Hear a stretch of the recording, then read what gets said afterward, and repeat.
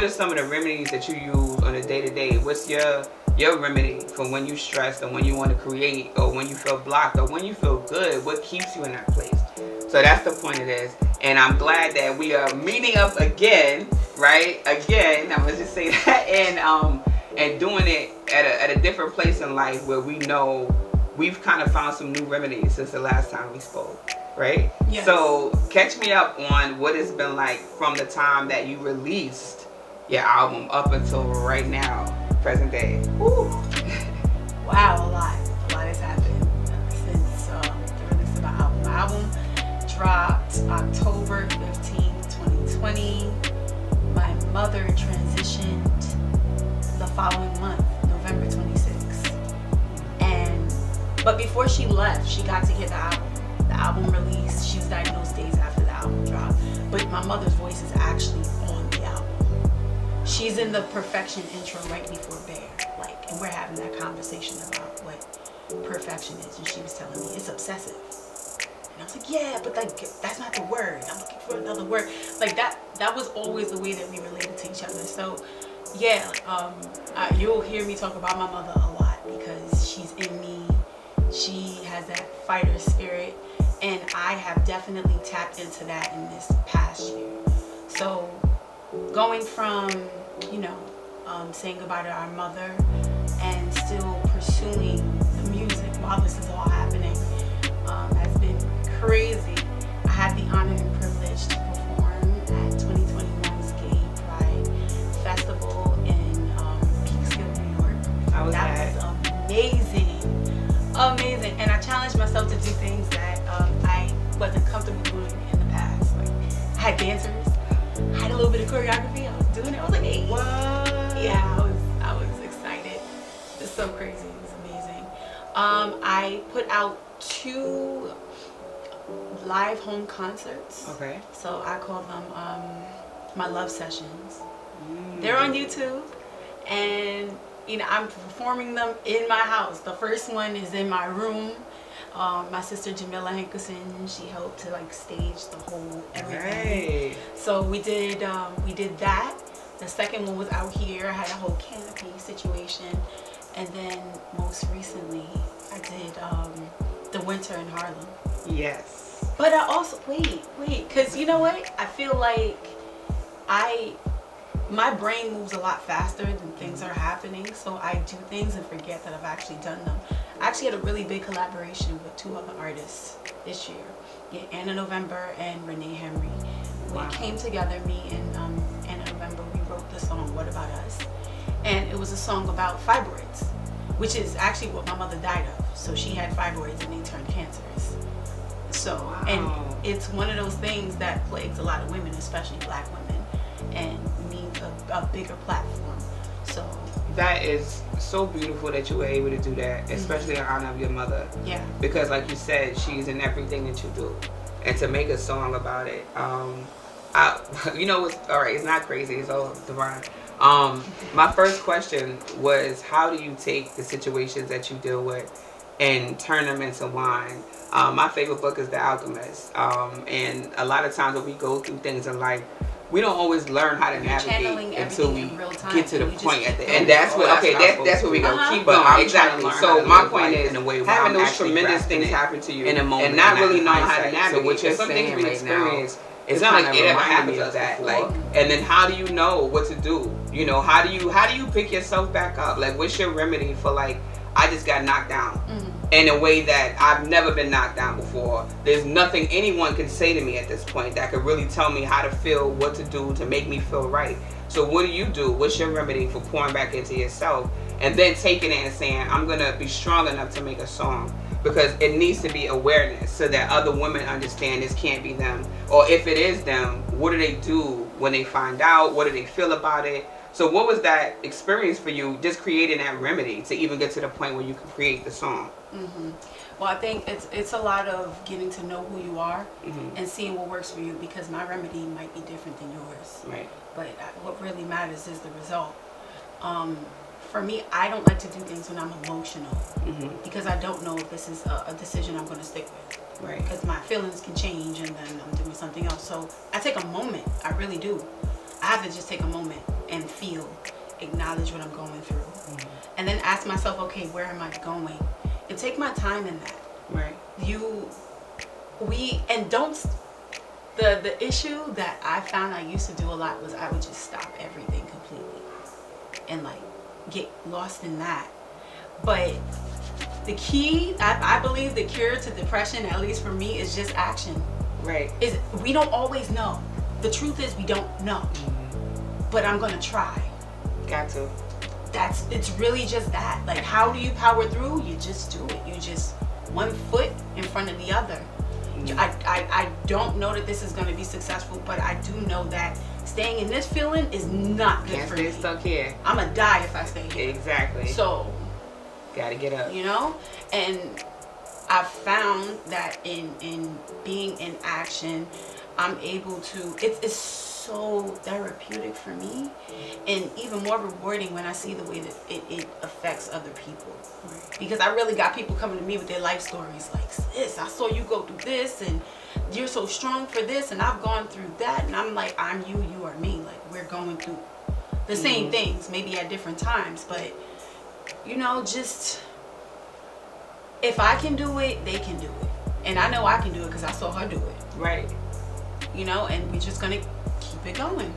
I think it's beautiful that you even look at it that way, because some people go through things in life and they lose hope, regardless of what example was in front of them. And I think that's what people see when they look at you, because it is hard to keep going. And you could have somebody in front of you and still feel like, no, that was an L I did not want, I'm giving up, you know. And it's resilience. It's you saying, bigger than me, this is what she would have wanted to. And I remembering that winter, that what you said, you know what I'm saying, and not allowing the depression to kind of just be an overcoat on what you're supposed to be doing. And I'm so glad you even brought that word up and saying the word like action, because a lot of times with depression, when things happen, it stunts us. And it makes us want to sit still. It makes us want to crawl into a ball and not really move. And the only way to get out of that, like you said, is to move. But when you do move, doing it in a way that you're using that energy to heal yourself. Not destructive. Now, I'm not going to get up and drink and party and go hurt myself. I'm going to go write a song about it. I'm going to go do something that would make her proud. Versus finding ways to accommodate the void, you know. I think that's a great part of what you've done with your music and what you're going to continue. I know you're going to continue to do it. Absolutely. As far as production and developing your own sets, you did touch on it, but I just want to, we can edit it later and fix it, right? I have to say to you that I commend you, because a lot of artists don't think about that part. They just think I can sing, so I'm gonna go in my bathroom in front of the mirror. You know, but why not make you feel like you in the video with me? Why not give you the feeling like, yo, or even as another artist, oh, I could do that too. I'm gonna go put a flower, I'm gonna go put a white cheetah, you know, because it's the little things though. It's not smoke and mirrors in a way that you're trying to be deceitful. I'm gonna show you how creative I can get for nothing. Give me a couple of sticks and a broom, and I'm gonna show you what I can make, right? And I love that you do that with all of your music. You always find a way to incorporate it and make it bigger than just, you know. And it's not because it's not a ego thing. That's, yo, at this level, it's gonna be grand. So now when I get to where I'm Beyonce, you're going to understand why I'm like that, because I started from the bottom, grand. It doesn't matter if you don't know me yet, but when you see me, I'm going to have a signature look, because I'm always a production. I love that about you. Shout out to Jamila. You understand? Because I think that artists, they lose that now. It's all, oh, money, jewelry. Are you giving me a show? I want to be in the illusion with you. Yes. Right? So when you sing Complicated Love, I'm in the video with you. Right now, I'm in my zone because you gave me that. And that's something artists like I ain't gonna talk about it. I just want to say kudos to you guys for being able to put that together consistently, because it shows not only, you know, when you do your fashion shows, whatever you're doing, you always show up consistently with the same production, and then the talent matches, so it's set. When we did our first interview, I said to you, like I studied, you know, I went on YouTube and I was like, let me look at her old stuff and see. And I was like, this girl got real videos. Like, she got, like, and it was old stuff. It was like years ago, so it wasn't even current. I'm like, so like 5 years ago, she was making real videos. That's consistency. So by the time they call you, because they will call your name, you will be ready. And it's not, oh, what I gotta do. And they can't tell you what to do. You understand? Because you came knowing, no, I want my set like this. This is my look. This is what they expect me to show up as. Boom. I just wanted to commend you for that. Thank you. Before I got to the question, because I was there and I was like, oh, I didn't say that. You said it first, but like. Thank you. I appreciate it. This is my personality. What you seeing here? Right. What's your sign again? Gemini. Ooh. I've been for as long as my friends have known me. I got a best friend from the 4th grade. Right? Shout out to Sabina. Just enough treats. Now, I always, like, in the corner of my notebooks, everybody's writing, like, their heading, the aim, they on the do now. I'm still over here bordering my my pages with doodles, flowers and stuff. Like, this is my personality. It's gorgeous. Forever. And she knows it because she hooks it up every time. She's like, all right, she a little crazy. Double up. Everything Gemini. Yep. Boom. Got it. Throw a little color. Bow. Got it. Yeah, it's glitter. All right. And Jamila's very technical. So I'll tell her what I want and she'll figure out how to do it. And then some. So I'm just like, yeah, we can rule the world. Pinky in the brain. There you go. And that's why it's important to have a team, though. And to have people around you. And I think that it doesn't have to be like, oh, it's somebody, you know, a big production of, no. You really, what do we have? Build it. Let's go. Action. You know what I'm saying? Action. Because people, they stall off, oh, I don't have this. I got to get that. But that used to be my excuse. And I'm like, that's so silly. I'm a creative. We can make this. From scratch. Give me a toilet paper roll. Stop playing with me. Like, I can make it. You know? So, yes, keep doing that, please. Because, like I said, when they call your name, you're going to show up prepared. You're we did. Flowers and all. What? Let's do it. Let's do it. All right.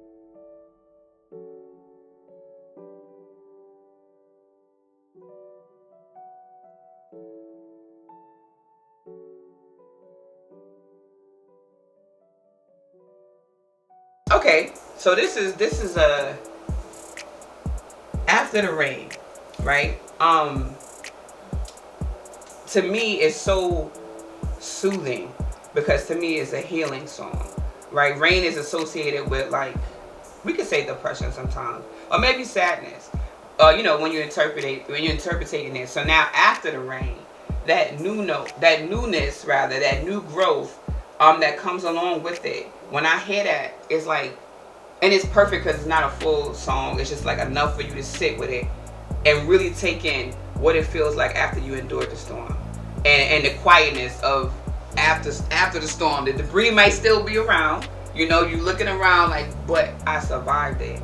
So, what's that process like for you mentally? You know, looking around and kind of noticing that you made it, and not only did you make it, but I'm way stronger than I was before that storm even hit me. You know, what does that process look like for you? For, like, as far as, like, congratulations, you know? For me, honestly, it might sound cliche or whatever. It is just as simple as me waking up in the morning, thanking God, like, I'm here. And again, that's my mother. I saw her do that. She gave thanks to everything. We've been through so much. I'm gonna write a book. Because my life is like a movie, like, for real. Like, half the things I've been through, I've seen her come through. And she's always like, thank you, God. Thank you, God. Thank you, Father. We're here. So I think the celebration of now is because we made it through. So I really just treat every day like it is a birthday. Every day like it's your birthday. Yeah. Why not? That's right. That's why.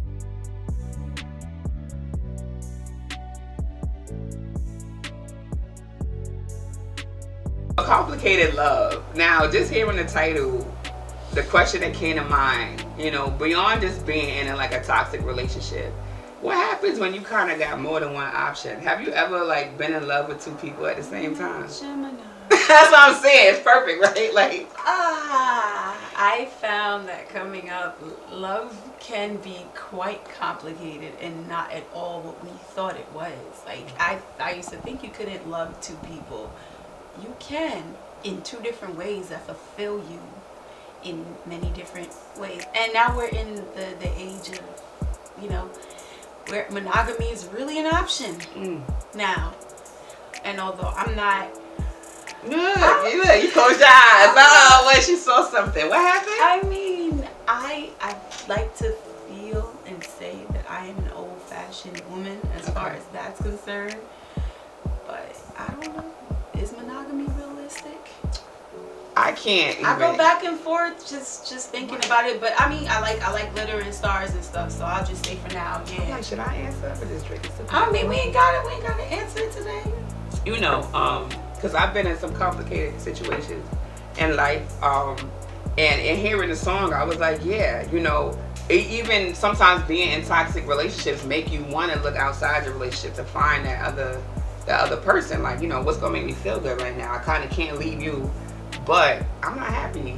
So what I'm gonna do? And I've done that and found myself, you know, in complicated situations, you know, where I thought it was love and it was more than one person. But that's why the question came up, like, I wonder if she's ever experienced that, because I know I'm not the only one. I can't be the only person who's ever had to decide, like, you know, and then probably end up with nothing. That was my result, because I had to choose myself, because it was toxic. You know, that complicated part is like, you have to decide, like, wait, none of this is going to really work out if you want to be real about it, you know? The complicated part, that's exactly what it is. It has nothing to do with the other person. It's you. Why are you staying?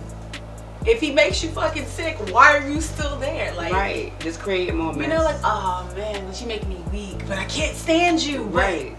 Girl, if you don't get off that merry-go-round, I've been on a lot of those. I have that. That's the term I use, the merry-go-round love. I literally wrote that down, and see, we're in sync with each other. Merry-go-round love. It's a cycle of toxic, just boom. But I'm familiar with you, and you know me. You see me without my hat. You know I want. But if you want growth and if you want change, you gotta get off. You have to. At some point, you have to get off, or expect the same and shut up. It's other rides in the park. How about that? You know, the merry-go-round don't really move. We just go in circles. Let me get on that roller coaster. You know, let me explore the world. And I think it's so, that song, I feel like it's always divine timing when I listen to music. But when I first heard it, I was like, this is my life right now. And, you know, when you decide, I don't want to do it no more, you know, then you can write about it. And that's why I appreciate when artists take their situations and they put it into their music.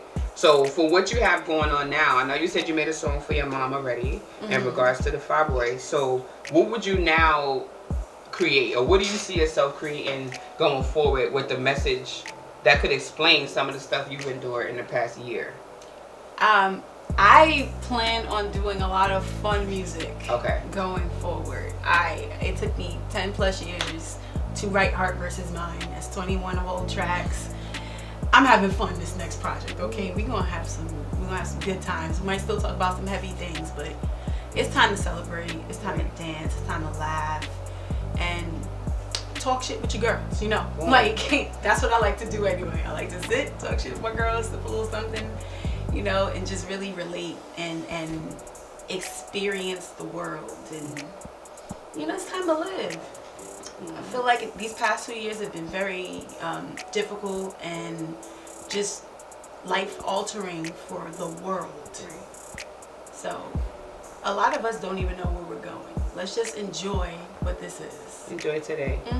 I love that, and I'm excited to hear your music. I'm already moving my shoulders. I don't know if it's the coffee, but I'm here with you, like, because I know it's gonna be good. I know it's gonna be good, and regardless of whether it took 10 years for you to get here, like, you did an amazing job with this project. Even a year later, it's still rocking. Like, Winter in Harlem. Oh my God! Let's talk about your group. Yes, LIV. Yes. Oh my goodness! So that was our very first time performing our song one more time with a live band, and.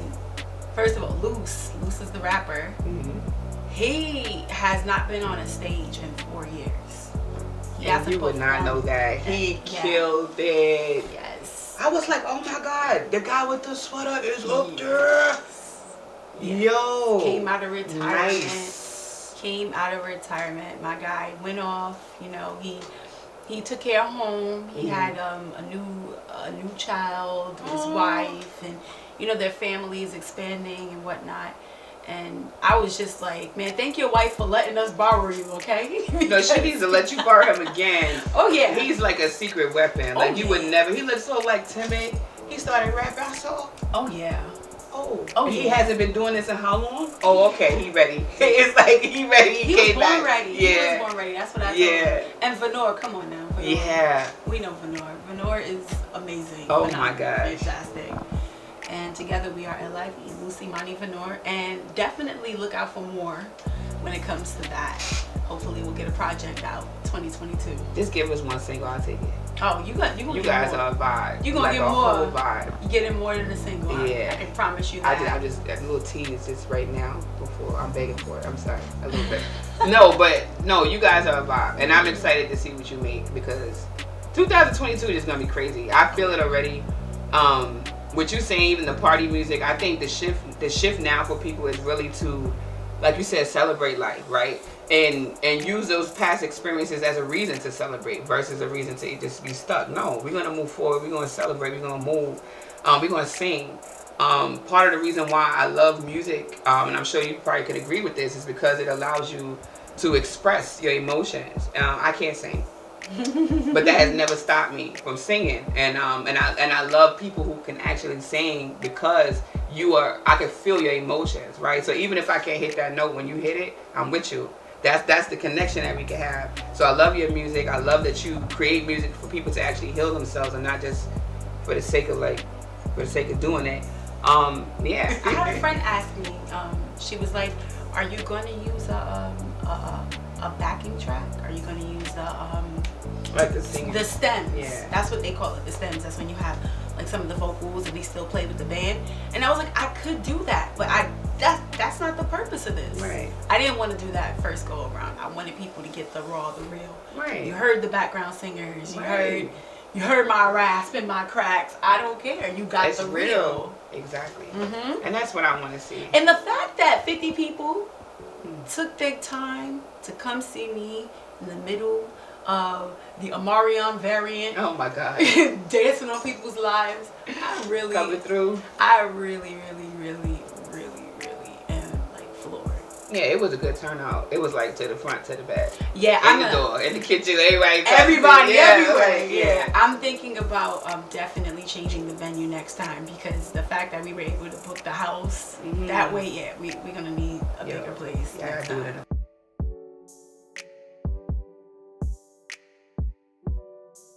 See it. I'm a true fan of yours. I don't care if I look like I am like starstruck or if I'm on her. Yeah, I am because I'm a real fan. I have been from the beginning. I'm excited for you, your band, everything that you create 2022. You got my full support. Keep doing what you're doing. Keep making music for people to actually feel again because that's what's missing. And you have the remedy. So thank you. Thank you. And this is great. Cheers on our coffee. Yes. Boom. Ow. All right. Here we go.